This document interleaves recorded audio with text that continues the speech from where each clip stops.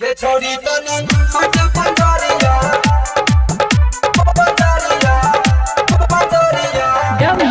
DJ Guddu Raj Neha digital recording studio Begusarai. गे छोड़ी तनी सटे पंजरिया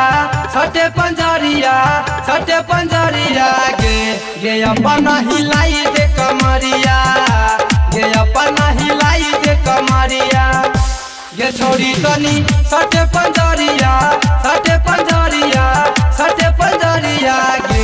गे अपना हिलाई दे कमरिया गे अपना हिलाई दे कमरिया।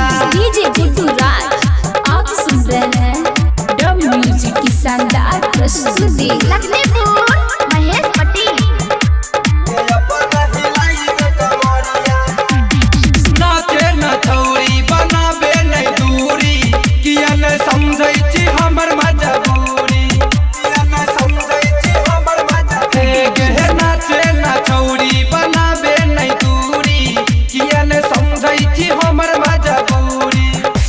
ये छोड़ी तू ले 2000 गे अपना हिलाई दे कमरिया गे अपना हिलाई दे कमरिया। DJ Guddu Raj recording by Neha studio Lakhanpur Mahesh Patel dub music से। जादे नहीं बोले के चल जैतो गोली ऋतिक रफ्तार रखल देतो चोली ऋतिक रफ्तार रखल देतो चोली मिस्टर यानिस चलाई देतो गोली न चलाया छिया द बटोली। ये छोड़ी तू अइले खगरिया गे अपना हिलाई दे कमरिया गे अपना हिलाई दे कमरिया। Neha digital recording studio Begusarai.